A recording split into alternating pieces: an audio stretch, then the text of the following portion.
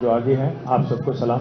और पहली बात मैं शुक्रिया अदा करना चाहता हूं हमारे प्रेसिडेंट साहब और सेक्रेटरी साहब जिन्होंने हमको यहाँ पे बुलाया और जिन्होंने दावत दी हमें, और हमारे भाई प्रशांत रेड्डी सर, सुरेश रेड्डी सर और जीवन रेड्डी साहब और वाहिद भाई और श्रावण भाई और हमारे डिवीजन प्रेसिडेंट प्रदीप जी और महेश जी, जय सिम्हा, शकील भाई, हमारे सैयद इब्राहिम साहब, अख्तर भाई, इमरान साहब और जितने भी हमारे लीडर हैं जिसका भी मैं नाम नहीं ले रहा हूँ, आप ज़रा बुरा नहीं मानिए। और सॉरी, सुरेंद्र भाई बैठिए। आई कौन सी लैंग्वेज में बोलना है? English, Telugu, Urdu, anything is fine. ठीक है, तो आपको तो पता है हम आए किस वास्ते, आपको तो पता है, इस बात को छुपाना तो मुनासिब नहीं है। हम आए आपकी मदद के लिए, आए आपकी वोट के लिए, आए आपकी तादाद, मतलब अच्छी तादाद से जिताइए रिक्वेस्ट करने आपके पास आए। बस दो चार चीज़ आपके सामने रखना चाहता हूँ। 2014 में जब रियासत तेलंगाना बनी तो काफ़ी सारे लोगों के मन में डाउट थे कि क्या होगा, यहाँ की हालात कैसे रहेंगे, कम्युनल हार्मनी कैसे रहेंगी, यहाँ की इंडस्ट्री, यहाँ की बिजनेस ग्रो करेंगे, यहाँ का रोजगार का मौका बढ़ेगा या घटेगा, हैदराबाद की अर्बन डेवलपमेंट किस तरह किया जाएगा, इनका क्या स्टैंड है, हर चीज़ को लेकर सवाल थे। पर आज मैं खुशी के साथ, फख्र के साथ ये कह सकता हूँ कि 2014 में जितने भी डाउट थे, जितने भी नेसेयर्स थे, आज हर कोई मुतमईन है। हर किसी को यही लगता है कि हैदराबाद और तेलंगाना आज पूरे हिंदुस्तान के लिए, पूरे मुल्क के लिए एक रोल मॉडल से स्टेट बन गया। मैं ये बात यूं ही नहीं कह रहा हूं, इसीलिए भी नहीं कह रहा हूं क्योंकि हमारी हुकूमत थी करीब करीब 10 साल। मैं आपको याद दिलाना चाहता हूं 2014 की जो हालत और आज की जो हालत है। 2014 में जब हमारी सफर शुरू हुई थी, आपको याद होना चाहिए, हर अपार्टमेंट कॉम्प्लेक्स में आप अगर पार्किंग के पास जाएंगे डीजल की बदबू आती थी। कुछ डीजल को कुछ लोग खुशबू भी बोलते हैं, मैं तो बदबू बोलता हूं, कुछ लोगों को पसंद भी रहता हो। तो डीजल की बदबू इसलिए आती थी क्योंकि जनरेटर हर गांव में, हर घर में, हर अपार्टमेंट के कॉम्प्लेक्स में रहते थे। आपको याद होना चाहिए 2014 से पहले। पर सिर्फ एक साल के अंदर जनरेटर गायब हो गया, इन्वर्टर गायब हो गया। केसीआर साहब की लीडरशिप में जो 65 साल में नहीं हो सका, एक साल में केसीआर साहब ने मैजिक कर दिखाया और पावर क्राइसिस को सॉल्व कर दिया। 24 घंटा बिजली आज ना सिर्फ हमारे हैदराबाद में बसे हमारे भाई बहन को मिलता है, बल्कि हमारे किसान भाई जो हैं गांव में, उनको भी 24 घंटा मुफ्त में बिजली दिया जाता है। और एक ऐसी रियासत है जहां किसान को 24 घंटा बिजली दिया जाता है, वो है तेलंगाना। में आपसे आज कहना चाहता हूं। दूसरी बात, काफी लोगों के मन में ये भी शंका था, ये भी डाउट था कि क्या होगा हैदराबाद का। यहाँ के हमारे जो एक गंगा जमुनी तहसीब है, एक दूसरे के साथ भाईचारे के साथ, अमन के साथ, खुशहाली के साथ, भाइयों की तरह जो रहने का एक बहुत अच्छी जो तहजीब है, इसका क्या होगा।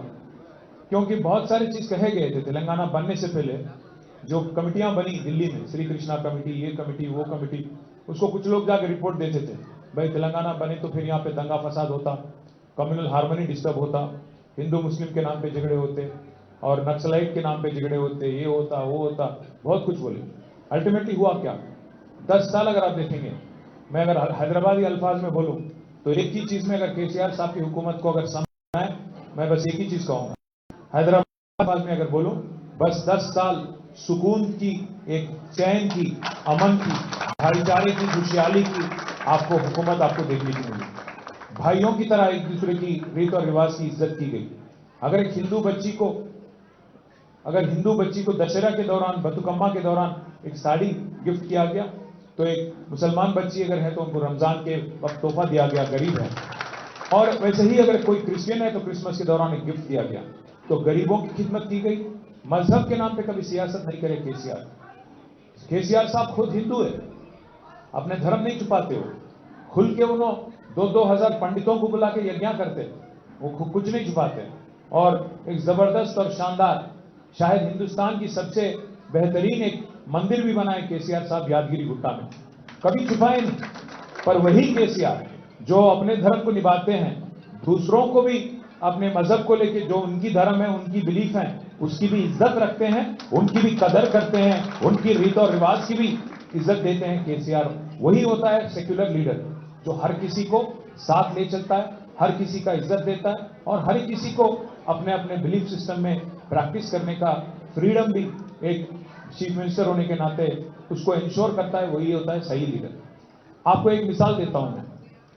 पुराना सेक्रेटेरिएट एक था हमारा, उसको गिरा के नया सेक्रेटेरिएट बनाने की बात आई। हमारे आरएनबी मिनिस्टर साहब थे, प्रशांत रेड्डी साहब, उनके लीडरशिप में बनी हो। तो जब बात आई एक नई सेक्रेटेरिएट बनाने की, केसीआर साहब को कोई पूछा नहीं।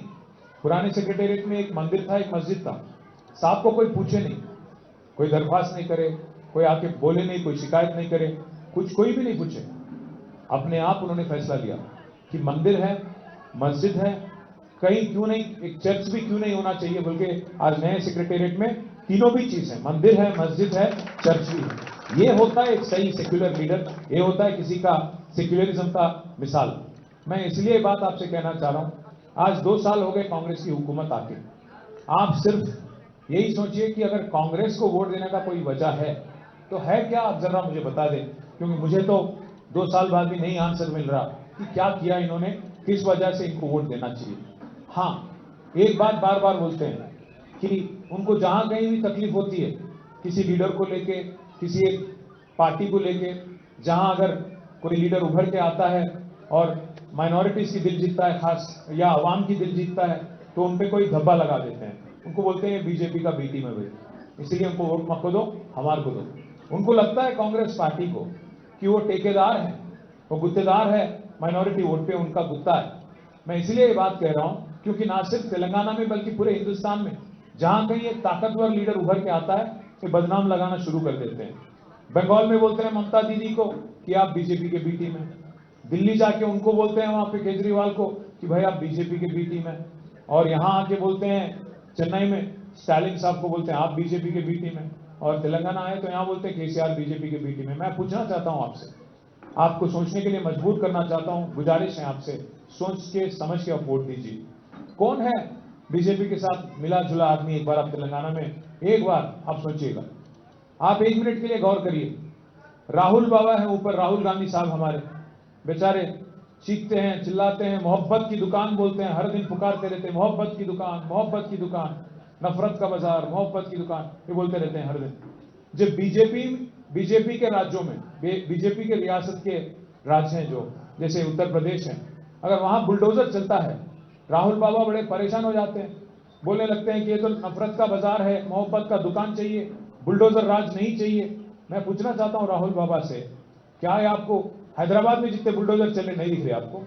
हैदराबाद में जितने गरीबों के घरा गिरा डाल रहे वो नहीं दिख रहा आपको? यहां बुलडोजर चली तो अच्छी बात है, वहां बुलडोजर नहीं चली तो अच्छी बात नहीं है। दूसरी बात, राहुल बाबा बोलते हैं कि गुजरात मॉडल बेकार है। यहां रेवंत रेड्डी साहब क्या बोल रहे हैं? रेवंत बाबा, गुजरात मॉडल शानदार है, गुजरात हमारे लिए मिसाल है, साबरमती उन्होंने बनाए, मैं मुसा बनाता हूं, यहाँ के गरीबों को निकाल फेंकता हूं और जो भी करना है करता हूं, मनमानी करता हूं। राहुल बाबा ऊपर बोलते हैं कि चौकीदार चोर है। रेवंत रेड्डी साहब क्या बोल रहे हैं? चौकीदार चोर नहीं है, बड़े भाई है। चौकीदार चोर नहीं है, बड़े भाई है। राहुल गांधी बोलते हैं अदानी फ्रॉड है। रेवंत रेड्डी क्या बोलते हैं? अदानी फ्रेंड है। रेड कारपेट वेलकम है अदानी साहब के लिए। राहुल गांधी साहब सीबीआई को खराब चीज बोलते हैं। राहुल गांधी साहब ये कहते हैं कि सीबीआई जो है बीजेपी के पॉकेट इंस्टीट्यूशन है, पर रेवंत रेड्डी साहब उसी सीबीआई को आज केस दे रहे हैं तेलंगाना में, केसीआर साहब को अंदर डालो बोल के। तो इसीलिए मैं आपको सोचने के लिए मजबूर करना चाहता हूं और एक और चीज भी पूछना चाहता हूं। हाल ही में जब राज्यसभा में हमारे फ्लोर लीडर सुरेश रेड्डी साहब भी यहीं पे हैं राज्यसभा के, वक्फ अमेंडमेंट एक्ट लाया गया था बीजेपी की हुकूमत की तरफ से। तो जब अमेंडमेंट बिल आई थी तो हमारी पार्टी ने उसकी मुखालिफत की, उसके खिलाफ 4 वोट हमारे थे राज्यसभा में, चारों के 4 वोट दिए हम, और साथ ही साथ कस के बोले कि नहीं करना, ये नहीं करो, अच्छी बात नहीं है, कंसल्टेशन करो, कंसेंसस लाओ, और कुछ हो सका तो हर किसी के दिल में जो एक सवाल है उसकी जवाब देने की आप कोशिश करो। यही सुरेश रेड्डी साहब बोल रहे थे, पर हो गया, क्योंकि उनके पास ताकत है, बीजेपी के पास हो गया, बिल पास हो गया। आपसे पूछना चाहता हूं, यहाँ पे काफी सारे दानिशमंद लोग हैं, आप काफी सारे सोच के समझ के सियासत समझने की कोशिश करने वाले हमारे भाई बहन से पूछना चाहता हूं, पूरे हिंदुस्तान में 28 रियासतें हैं। इन 28 रियासतों में सिर्फ 3 जगह कांग्रेस की हुकूमत है। आपको पता है, ये बिल पास होने के बाद, वक्फ अमेंडमेंट बिल, कौन सी पहली रियासत है हिंदुस्तान में जिन्होंने एक यहां पे जीवो ला लिया उस कानून को लागू करने के लिए? पहली हुकूमत हिंदुस्तान में कोई बीजेपी हुकूमत नहीं थी, कोई बीजेपी रियासत नहीं थी। पहली रियासत जो वक्फ कानून को बदलने के बाद लागू करने की कोशिश करने वाली हुकूमत थी तेलंगाना की हुकूमत। उन्होंने जीवो लाया यहां पे। क्या जल्दी थी भाई आपको? इतने में कोर्ट स्टे दे दिया सुप्रीम कोर्ट, और अलग बात है। क्या जल्दी थी आपको कि आपकी पार्टी वहां इतराज करती है, आपकी पार्टी मुखालिफत करती है दिल्ली में पार्लियामेंट में, पर यहां के जो लीडर हैं, यहां के जो चीफ मिनिस्टर है, जल्दबाजी में जीवो निकाल दिए, जल्द ही जल्द इंप्लीमेंट करने की कोशिश कर रहे थे। मैं बस इतना ही पूछना चाहता हूं आपसे, ये आदमी कांग्रेस का है या बीजेपी का है? एक और चीज आप सोचिए, एक साल पहले 27 सितंबर को एक छापा मारती है ईडी तेलंगाना रेवेन्यू मिनिस्टर के घर पे। एक साल पहले 27 सितंबर 2024 रेड होता है। जिस दिन रेड होता है तेलंगाना में रेवेन्यू मिनिस्टर के घर पे, 2 दिन रेड चला। टीवी वाले ब्रेकिंग न्यूज डाल रहे थे कि अंदर नोट गिनने के मशीन जा रहे हैं भाई, इतने सारे पैसे हैं बोल के। आज 1 साल से ज्यादा हो गया, ना ईडी मुंह खोल रही, ना मिनिस्टर मुंह खोल रहा। क्या हुआ? ईडी एक कांग्रेस मिनिस्टर पे रेड मारती, कुछ नहीं निकलता बाहर। क्या बरामद हुआ, केस बनाना है नहीं बनाना है, क्या मिले, कौन चोर है, कितना पकड़ा गया, कुछ नहीं। 1 साल हो गया। मैं कम से कम अभी तक 10 बार पूछा, प्रेस में पूछा, सोशल मीडिया में पूछा कि भाई कम से कम, उन्होंने बता रहे आप तो बता दो क्या मिला क्या नहीं मिला। अब वही ईडी मेरे को बुला के 8-8 घंटे बिठाती। कुछ खस के बोलो अगर मोदी साहब के खिलाफ, 8-8 घंटे 10-10 घंटे तुम्हारे को अंदर डालते, ये करते वो करते, डराते धमकाते, बहुत कुछ करते। आपसे गुजारिश है, यहां की जो हुकूमत है ये कांग्रेस की हुकूमत नहीं है। यहां की जो हुकूमत है मिली जुली सरकार है, बीजेपी और कांग्रेस की जॉइंट वेंचर गवर्नमेंट चल रही है यहां पे। आप देखिएगा, एक बीजेपी एमपी है यहां पे, सीएम रमेश साहब, उनको 1350 करोड़ का कॉन्ट्रैक्ट दिया जाता है कांग्रेस की हुकूमत में। ये मुमकिन है क्या? अगर आपकी मदद नहीं तो बीजेपी के एमपी साहब जो 10 साल से यहां एक भी काम नहीं कर रहे थे, उनको आज रेवंत रेड्डी साहब 1350 करोड़ का काम दे रहे हैं। क्यों दे रहे हैं? क्योंकि रेवंत रेड्डी साहब के साले साहब को मोदी साहब ने 1100 करोड़ का काम दिया अमृत स्कीम में। तो बड़े मियां तो क्या बोलते हैं उसको, बड़े मियां सुभान अल्लाह, तो छोटे मियां माशाअल्लाह। वो हालत है आज तेलंगाना में। आप देखिएगा जरूर, ऊपर बड़ा मोदी है, यहां पे छोटा मोदी है, फर्क कुछ नहीं है, दोनों की फितरत एक ही है। 2 साल हो गए, 2 साल हो गए हुकूमत बनके। आज तारीख में पहली हुकूमत ऐसी है तेलंगाना में कांग्रेस की जहां आपका मुसलमान कोई एक नुमाइंदा नहीं है यहां पे, ना कोई एमएलए है, ना कोई एमएलसी है, वजीर तो है ही नहीं। 2 साल। मैं पूछना चाहता हूं राहुल बाबा से, क्या यही है आपकी मोहब्बत की दुकान, जहां एक भी आपको आदमी नहीं मिला काबिल? अगर सीएम साहब से पूछते हैं तो सीएम साहब कहते हैं कि भाई आप एमएलए नहीं जिताए, एमएलए नहीं जिताए भाई, पर अगर 6 एमएलसी बनाए आप एमएलए के जरिए 2 साल में, 2 साल में 6 एमएलसी बनाए आप, एक काबिल आदमी नहीं मिला आपको, एक पसंदीदा आदमी नहीं मिला आपको माइनॉरिटीज में। आपके लिए सीट कुर्बान करने वाले शबीर अली साहब को दे देते, उनको वजीर बना देते, या हमारे कैप्टन साहब जिसको आप बकरा बना दिए अजहरुद्दीन साहब, उनको ला लेके वजीर बनाते, एमएलसी बनाते। कोई तो मिलता आपको, एक काबिल आदमी आपके पार्टी में नहीं मिला। इसीलिए पूछ रहा हूं, ये बात नुमाइंदगी की नहीं है, बात इज्जत की नहीं, बात वोटों की नहीं, बात कोई और चीज की नहीं, बात उसूल की है, बात तहजीब की है, बात हर किसी को साथ ले चलने की है, बात भागीदारी की है। इसलिए मैं कहता हूं आप सोचिए, गौर करिए। मैं ये नहीं कह रहा कि 10 साल में हमने हर चीज कर दिया, 10 साल में हमने हर चीज कर दिया, मैं ये नहीं कहता। हां, कोशिश हमने की, हमने गरीबों को मदद करने की कोशिश की, आवाम को मदद करने की कोशिश की।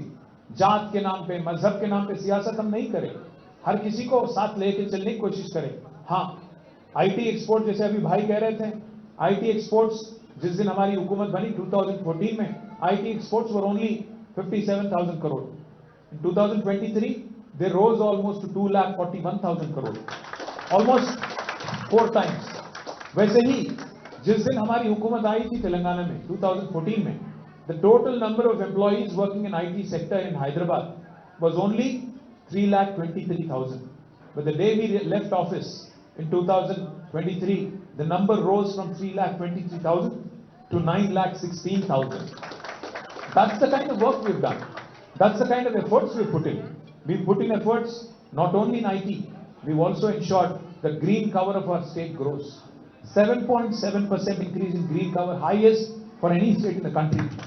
हरित हारम के नाम पे आगे आने वाले नस्लों के लिए, फ्यूचर जनरेशंस के लिए, उनकी देखभाल के लिए, उनकी अच्छी जिंदगी के लिए कोशिश हमने की।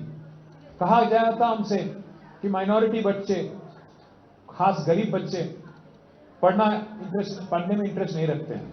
केसीआर साहब ने जिद लिया, कोशिश उन्होंने ये की कि आला से आला तालीम आपको दिया जाए।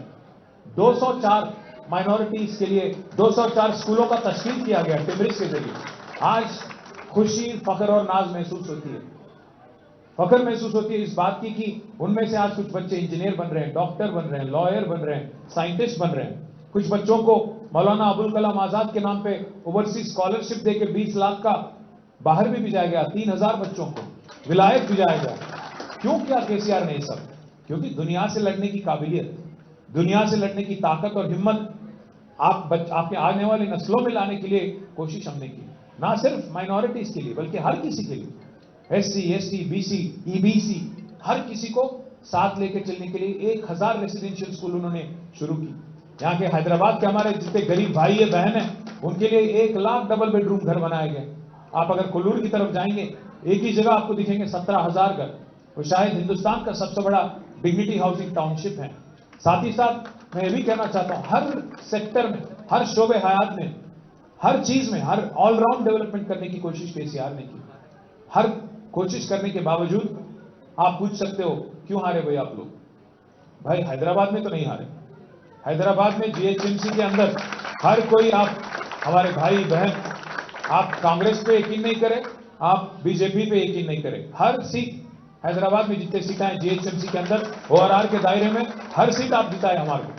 पर हुआ यह है, आज जो आपके सामने सवाल है, सीधी बात, कांग्रेस तो नहीं आ रही तेलंगाना में वापस। आपको भी मालूम, मेरे को भी मालूम, रेवंत रेड्डी को भी मालूम, कांग्रेस के जितने मिनिस्टर हैं उनको भी मालूम। उनकी तो पत्ता कट गई, उनको भी पता चल गया। अब सवाल यह है कि वापस किसको लाना है? कांग्रेस तो गया, क्योंकि आज शायद उनके घर वाले भी टिकट वोट नहीं देंगे उनको। वो हालत है आज, क्योंकि हर किसी को नुकसान पहुंचा है, हर किसी को धोखा दिए। माइनॉरिटी डिक्लेरेशन बोल के माइनॉरिटी को धोखा, बीसी डिक्लेरेशन बोल के बीसी धोखा, एसटी डिक्लेरेशन बोल के एससीज को, एसटी एसटीज को, हर किसी को, महिला डिक्लेरेशन बोल के लेडीज को, हर किसी को धोखा दिए। क्या बोले? हथेली में जन्नत दिखा दी। क्या बोले? केसीआर साहब 1 लाख रुपया दे रहे शादी मुबारक में, हम 1 लाख के ऊपर से 1 तोला सोना देंगे। अब सोना तो छोड़ो, नींद हराम कर दी हर किसी का, हमारा नहीं, हम तो चैन से सो रहे हैं। गरीबों का नींद हराम कर दिया। आज किसी को सोने नहीं दे रहे। कब बुलडोजर आता, कब मेरा घर मार देता, हाइड्रा के नाम पे जो एक बवाल मचा दिए। क्या हुआ उससे? पूरा रियल एस्टेट तमाम, हैदराबाद में पूरा धंधा तमाम, कारोबार तमाम। फायदा किसको हुआ? हाँ, रेवंत रेड्डी साहब को हुआ। क्या क्या और बोले आपको? बच्चियां अगर कॉलेज जाएंगी स्कूटी देंगे, अगर बेवा है तो 2000 केसीआर दे रहे हैं, हम लोग 4000 देंगे। कोई बुजुर्ग हैं, केसीआर सिर्फ घर में एक बुजुर्ग या लेडी को या जेंटलमैन को दे रहे हैं, हम दोनों को देंगे। किसानों को केसीआर 10,000 दे रहे हैं, हम लोग 15,000 देंगे। कुछ भी बोल दिए, और हैदराबादी अल्फाज में बोलूं, बैगन के बात बोल दिया और आज बैगन में मिला दिया। 2 साल के अंदर अंदर खत्म कर दिए, सारे धंधा खत्म, सारे के सारे जितने भी काम कर रहे थे हम लोग, जितने भी एक्टिविटीज चल रहे थे, उन सबको तमाम कर दी।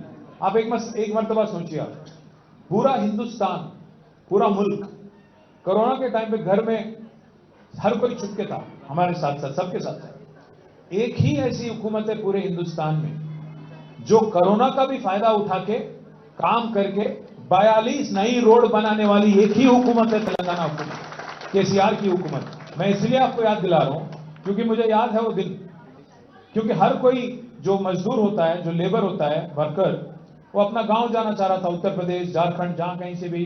अरे भाई जिंदा है, बस वही ठीक है, मैं जाऊंगा अपने घर। मैं गया हर लेबर कैंप, मैं बोला भाई मेरे को हैदराबाद में म्युनिसिपल मिनिस्टर को, हमको टाइम नहीं मिलता एक रोड बनाने के लिए, क्योंकि हर दिन में क्योंकि ट्रैफिक रहती, तो रात में सिर्फ आधे रात में 6 घंटा मिलता भाई, पर अभी 24 घंटा मिल रहा। जरा काम कर लेंगे अपन, 2-2, 3-3 शिफ्ट करेंगे बोल के उनको रिक्वेस्ट करके, डबल पेमेंट देके, उनको रिक्वेस्ट करके, रोक के, एडिशनल मेडिकल कैंप लगा के, हर लेबर कैंप जाके समझा के, उनको समझा बुझा के 42 नए रोड बनाए। ये होती है खिदमत करने का तरीका, ये होती है इंफ्रास्ट्रक्चर बनाने का तरीका। अगर आप देखेंगे आज हैदराबाद में आपके भी भाई आते होंगे, आपके दोस्त आते होंगे बाहर के शहर से, कहीं से भी, मुंबई से, बेंगलुरु से, चेन्नई से, लखनऊ से, जहां कहीं से भी हो, आपको क्या बोलते हो लोग?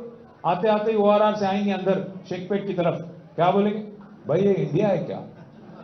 पूछते नहीं पूछते आपसे? तो इस कदर काम करे केसीआर साहब, इस वास्ते आपने मोहब्बत आपकी दी, वोट आपकी दी, आशीर्वाद आपका मिला।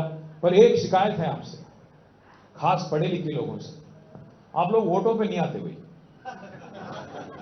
आप लोग वोट के दिन गायब हो जाते, हॉलिडे ले लेते, वो एक मसला है। मेरी गुजारिश आपसे बस इतना ही है, मैं जावेद अख्तर साहब का आपका एक छोटा एक स्टोरी सुनाना चाहता हूं। मैं बहुत बड़ा फैन हूं जावेद अख्तर साहब का। तो जावेद अख्तर साहब जब बात करते हैं मैं सुनते रहता हूं, क्योंकि रैशनल आदमी हैं, काफी अच्छा बोलते हैं, लॉजिक बोलते हैं, मैजिक से ज्यादा लॉजिक में विश्वास रखते हैं और मुझे अच्छे लगते हैं। तो उन्होंने एक बार कहा कि यहाँ जो पढ़े लिखे लोग होते हैं वोट क्यों नहीं डालते, वोटों पे क्यों नहीं आते? जब कोई गरीब आदमी और रूरल एरिया में जो एक किसान है, एक गरीब आदमी है, वहां पे अगर 80-90% वोटिंग होता, हमारे शेखपेट में, हमारे जुबली हिल्स में जहां पढ़े लिखे लोग हैं, वहां कहीं को नहीं होता। पिछली बार भी शायद 29% या कुछ वोटिंग हुआ, उससे ज्यादा नहीं हुआ। तो मैंने देख रहा था, तो मैंने सुना ये बात, मैं काफी हमारे दोस्तों से भी सुनता हूं, भाई पॉलिटिक्स मुझे पसंद नहीं है, मेरे को नहीं जाना है वोट पे, मेरे को कोई पॉलिटिशियन पसंद नहीं है। अरे पॉलिटिशियन पसंद नहीं है तो आके कम से कम नोटा तो दबाओ यार, कम से कम आ जाओ। पर एक बात बोलता हूं मैं आपसे, क्यों आपको पॉलिटिक्स में भागीदारी लेना है? पॉलिटिक्स में भागीदारी का मतलब ये नहीं कि आप हर कोई कॉर्पोरेटर बनो, हर कोई एमएलए बनो, एमएलसी बनो, ये नहीं कह रहा मैं। पर कम से कम आपको एहसास होना चाहिए कि कैसी पॉलिटिक्स आपको चाहिए। हाँ, मुझे बताया गया था, हमारे जीवन रेड्डी साहब कह रहे थे कि आगे की रोड की बात है जिसको ठीक करना है।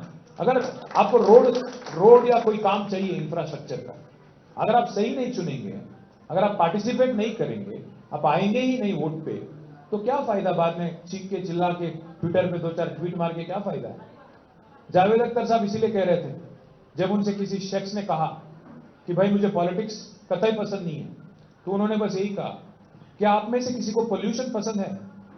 Air pollution, water pollution, soil pollution, कोई भी तरह की पोल्यूशन पसंद है आपको? नहीं पसंद ना। पर आपकी नापसंद या पसंद से पोल्यूशन को तो नहीं फर्क पड़ता ना, वो तो आपको इफेक्ट करेगा ना। पॉलिटिक्स भी ऐसी चीज है, आपको पसंद, आपकी पसंद या नापसंद से कुछ नहीं, अल्टीमेटली आपके इतराफ में जो भी काम होते हैं या नहीं होते हैं, उसका फैसला कौन करता? पॉलिटिशियन ही करता, आपके इलेक्टेड पब्लिक रिप्रेजेंटेटिव ही करते हैं। तो अगर आप पार्टिसिपेट नहीं करेंगे, अगर आप आएंगे नहीं वोट पे, वोट के दिन अगर आप हॉलिडे मान के घर बैठ जाएंगे, फिर बाद में क्या फायदा है?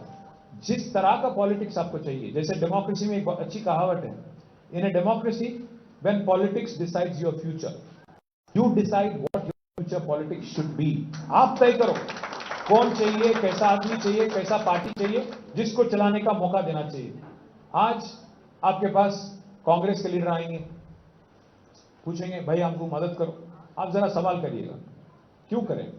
आप बताइए 2 साल में किया क्या, आप आगे 3 साल करेंगे क्या? जरूर सवाल करिए। हमसे भी पूछ सकते हैं कि आगे 3 साल आप क्या करेंगे। मैं बस इतना ही कहूंगा, फिलहाल तो मैं ऑपोजिशन में हूं, जिद्दोजहद करेंगे, लड़ेंगे हक के लिए, और हर चीज जो आपको चाहिए हासिल करने की कोशिश करेंगे गवर्नमेंट से लड़के। अगर ये गवर्नमेंट नहीं सुनती, अगर गवर्नमेंट नहीं सुनती, नहीं काम करती, तो वादा है आपसे 2 साल बाद आप सबके आशीर्वाद से वापस आएंगे, केसीआर साहब फिर एक बार वजीर आला बनेंगे और we will serve you better. What we have done in 10 years, we'll try and up that, we'll try and ensure that we do a better job next time। मैं ये नहीं कह रहा कि हमें कोई खामियां नहीं है, हमने कुछ गलतियां नहीं करी, हम लोग में कोई कमजोरियां नहीं है, ऐसा मैं नहीं कह रहा। हम भी इंसान हैं, तो होंगे कुछ खामियां, कुछ कमजोरियां, कुछ गलतियां हम भी किए होंगे, सुधारने की कोशिश करेंगे। इंसान की जिंदगी तो वही है ना, लर्न एंड मेक अमेंड्स। तो मेरी आपसे रिक्वेस्ट है, आप सभी से, पहली बात तो आप वादा करिए। यहाँ पे कितने वोट है भाई सेक्रेटरी साहब? 400 वोट है कहते। आप पहली बार एक बात ठान लीजिए, नहीं सुनो, एक बात ठान लीजिए,